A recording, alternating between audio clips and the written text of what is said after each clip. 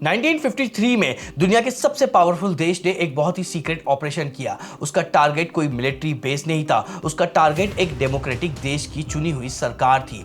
इस ऑपरेशन का नाम था ऑपरेशन एजेक्स और इसका इकलौता मकसद था एक ऐसे प्रधानमंत्री को सत्ता से हटाना जिसने अपना तेल अंग्रेजों को देने से मना कर दिया था। और ये कोई हॉलीवुड फिल्म की स्क्रिप्ट या मूवी नहीं है, ये एक ऐसा जियोपॉलिटिकल मास्टर स्ट्रोक था जिसने अमेरिका और ईरान को हमेशा के लिए एक दूसरे का सबसे बड़ा दुश्मन बना दिया था। आज मिडिल ईस्ट में जो भी टेंशन आप देखते हैं उसकी असल जड़ें इसी सीक्रेट ऑपरेशन में छुपी हुई हैं। ईरान जियोपॉलिटिक्स की 14 एपिसोड की इस मेगा सीरीज के 8वें एपिसोड में आपका स्वागत है। दोस्तों, आज जो 2026 में अमेरिका और ईरान के बीच में भयंकर युद्ध के हालात हैं वो रातों रात पैदा नहीं हुए। आज का यह एपिसोड एक ऐसा ऐतिहासिक पन्ना है जिसे समझे बिना आप कभी भी डिकोड नहीं कर पाएंगे कि आखिर ईरान अमेरिका से इतनी गहरी नफरत क्यों करता है। कहानी की शुरुआत 1908 में होती है। उस समय ईरान को पर्शिया कहा जाता था। वहां की सूखी जमीन के नीचे ब्रिटिश एक्सप्लोरर ने कुछ ऐसा खोज निकाला जिसने दुनिया की इकोनॉमी का पूरा सिस्टम बदल दिया। दुनिया का सबसे बड़ा ब्लैक गोल्ड यानी कच्चे तेल का भंडार। ये खोज पर्शिया के लिए एक बहुत बड़ा लाइफ चेंजिंग मोमेंट हो सकता था, लेकिन ये उनके लिए एक भू राजनीतिक अभिशाप साबित हुआ। तेल मिलने की खबर जैसे ही फैली, ब्रिटिश एम्पायर की नजरें इस खजाने पर टिक गई।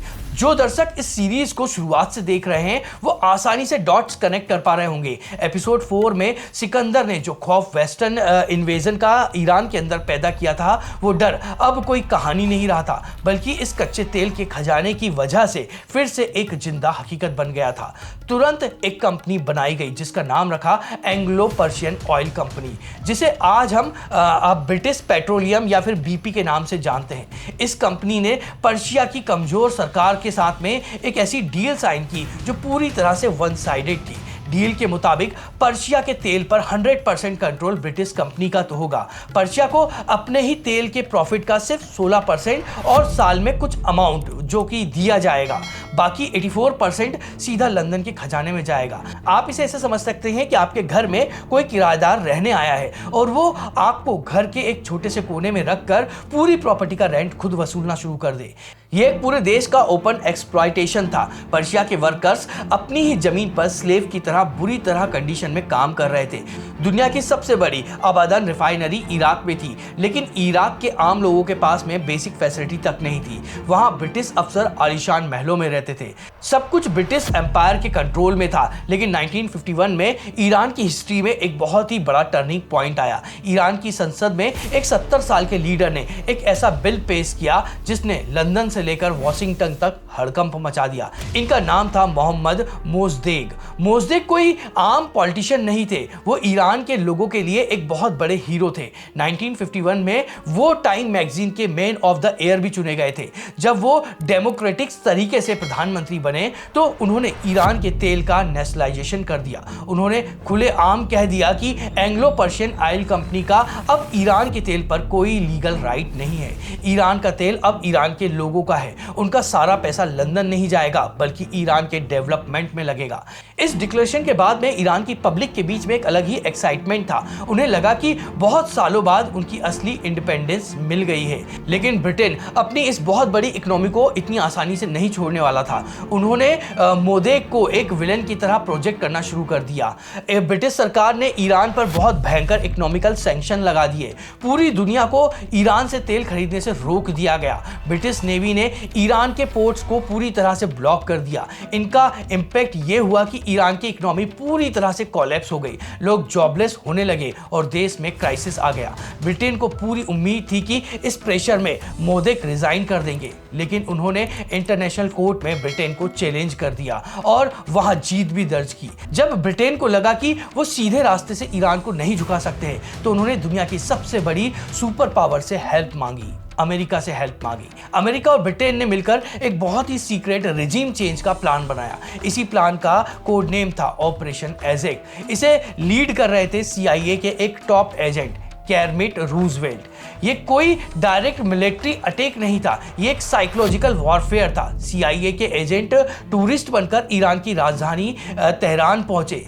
उनका बजट था मिलियंस डॉलर। उनका टारगेट था ईरान के अंदर ही एक ऐसा सिस्टम तैयार करना जिससे पब्लिक मोसेद के अगेंस्ट हो जाए। CIA ने वहां इंटेंशनली जर्नलिस्ट और न्यूज़पेपर को फंड करना शुरू कर दिया। मोसदेक के अगेंस्ट में फेक न्यूज़ और प्रोपेगेंडा चलाया गया। उन्हें एक कम्युनिस्ट और रिलीजन्स के अगेंस्ट काम करने वाला डिक्टेटर बताया जाने लगा।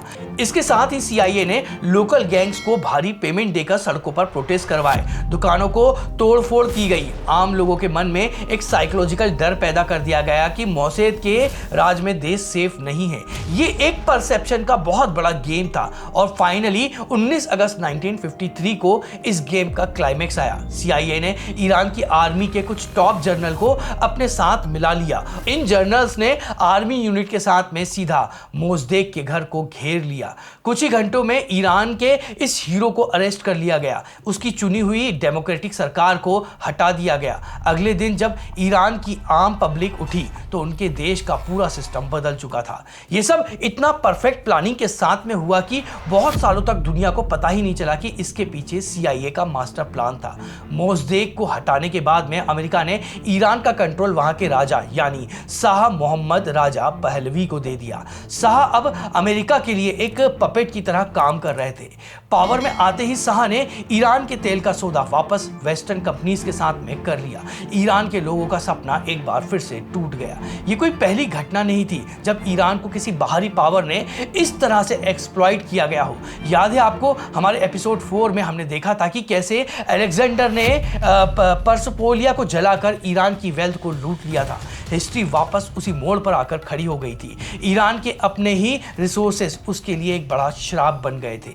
इस ऑपरेशन एजेक ने ईरान के लोगों के मन में अमेरिका के लिए एक बहुत गहरा अविश्वास और फ्रस्ट्रेशन भर दिया था। उन्हें समझ आ गया था कि वेस्टर्न देश डेमोक्रेसी की बात तो करते हैं लेकिन असल में उन्हें सिर्फ और सिर्फ अपने रिसोर्सेस और पावर की मतलब होता है, उसी की जरूरत होती है।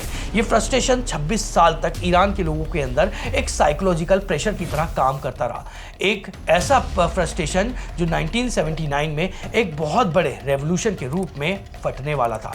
1979 में यही आम पब्लिक इसी शाह के अगेंस्ट सड़कों पर उतरेगी और एक ऐसा प्रोटेस्ट करेगी जो अमेरिका को बैठाए गए उस पूरे सिस्टम को उखाड़ फेंकेगी।